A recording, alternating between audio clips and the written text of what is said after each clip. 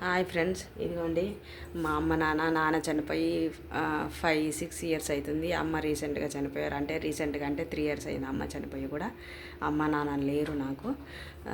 అలాగే మా ఆయనకు కూడా అమ్మ నాన్న లేరు. వాళ్ళ అమ్మ నాన్న చనిపోయి ఇంకా చాలా సంవత్సరాలు అయింది. ఆయన కూడా అమ్మ నాన్న లేరు. మా ఇద్దరికి అమ్మ నాన్న లేరు. ఏంటంటే నేను ఒక విషయం చెప్పాలనుకున్న ఫ్రెండ్స్, అమ్మ నాన్న ఉన్నవాళ్ళు అమ్మ నాన్న ఉన్నవాళ్ళు వాళ్ళతో ఏ సంతోషమైన పంచుకోవాలనుకున్నా, ఏది చేయాలనుకున్నా ఇప్పుడే చేయండి. ఎందుకనంటే వాళ్ళు లేనప్పుడు చేయాలనుకున్నప్పుడు వాళ్ళు ఉన్నప్పుడు చేయండి. లేనప్పుడు చేయాలనుకున్నా మనం చేయలేం. కాబట్టి లేని వాళ్ళైతే మనం దురదృష్టవంతులం. ఉన్న వాళ్ళైతే ఏదైనా హ్యాపీగా ఇప్పుడే చేయండి.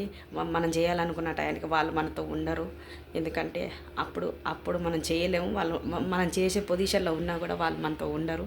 కాబట్టి ఏ సంతోషమైన ఏదైనా వాళ్ళతో మంచిగా ఉన్నప్పుడే చూడండి. వాళ్ళని మంచిగా చూసుకోండి.